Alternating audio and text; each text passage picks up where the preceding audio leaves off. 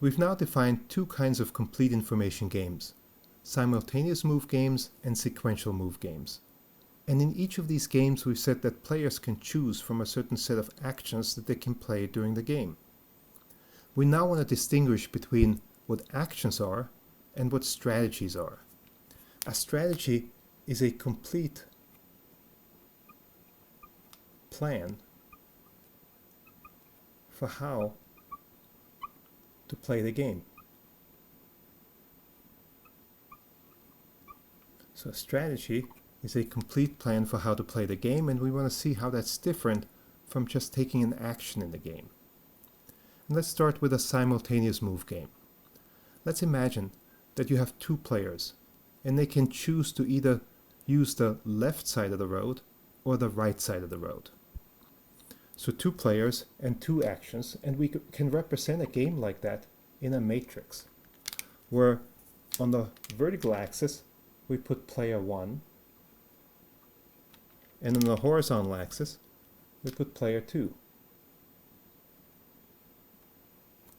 We can then list the actions that the players can do on each of the axes.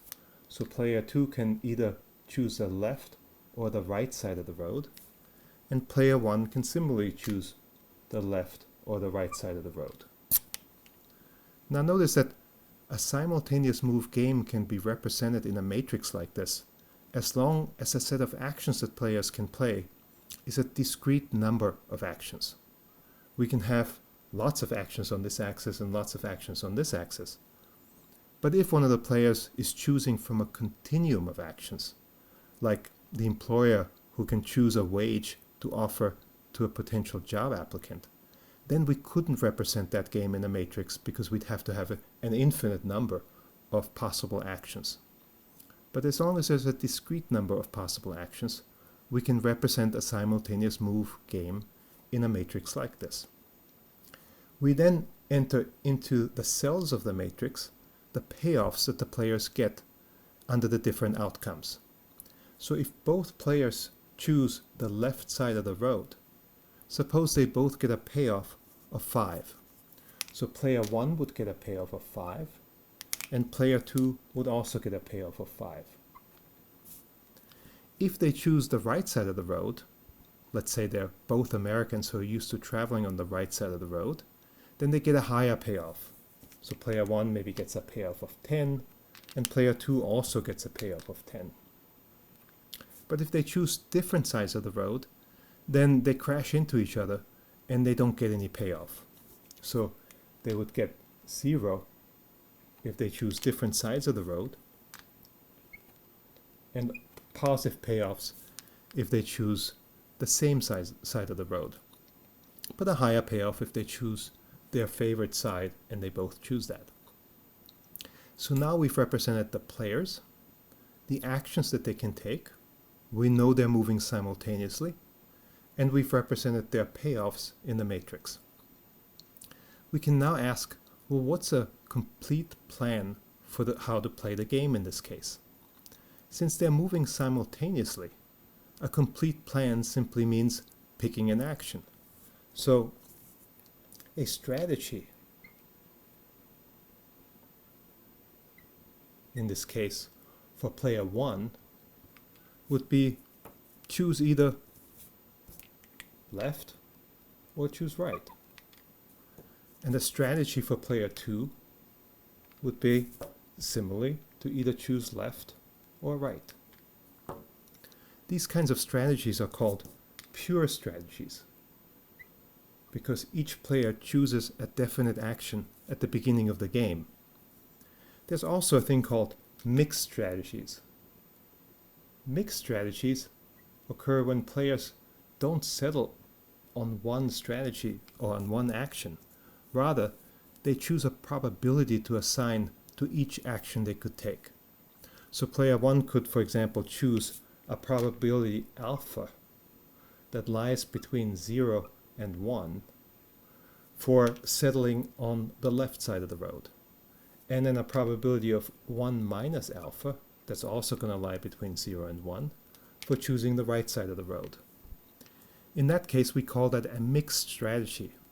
It's not something we're going to worry about a lot in this class. Occasionally we'll mention it, but we're going to mainly deal in pure strategies where players choose one of the actions with probability 1 in a simultaneous move game. So far we don't notice a lot of difference between an action and a strategy. In a simultaneous move game where both players choose their action at the same time, a pure strategy is simply choosing one of the actions. But what about a sequential move game? Suppose we took this game and we translated it into a sequential move game where player 1 chooses first whether to move left or right. Actually, let me put that in player 1's colors. So player 1 chooses between left and right. And then player 2 gets to make a choice. But player 2 gets to observe what player 1 has done. So player 2 moves second, and player 2 also gets to choose between left and right. If they both choose left, then they get the payoff of 5 each. If they choose different sides of the road, then they both get a payoff of 0.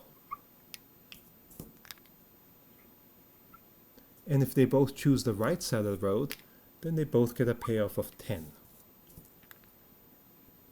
So a sequential move game with a discrete number of actions that are possible for each player can be represented in what we call a game tree, where we show the sequence of moves and the possible actions that people can take at each point in the game. And then at the bottom of the game, we show the payoffs that happen depending on how the game was played.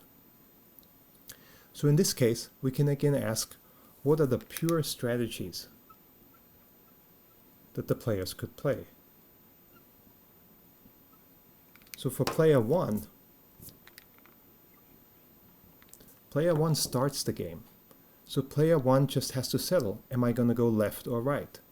If player 1 is going to choose a pure strategy, it's either one of those. So the strategies are either go left or go right. No difference yet. But now think about player 2. Player 2 has to decide what to do depending on what player 1 did. So a complete plan of action for how to play the game involves knowing what you're going to do if you end up here and what you're going to do if you end up here. So one possible strategy for player 2 would be to say, I'm always going to go left.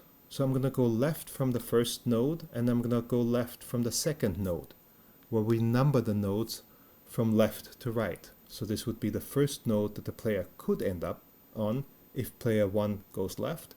And this is the second node where the player could end up on if player 1 goes right.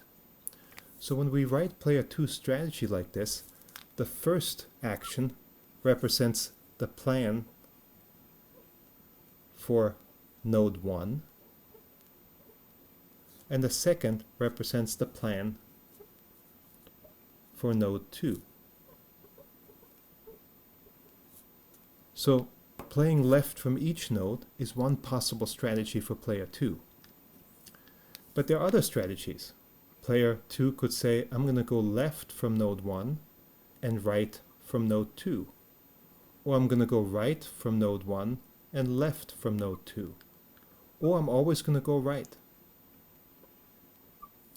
So player 2 has 2 possible actions, but 4 possible strategies, 4 possible plans for how to play the game before the game started. Here's where the difference between strategies and actions really comes into play. In this case, player 2 only has 2 actions, but 4 strategies, because player 2 has to have a plan for what to do from each node. And it's going to be important to keep in mind the difference between actions that players can take and strategies, complete plans for how to play the game that they can develop.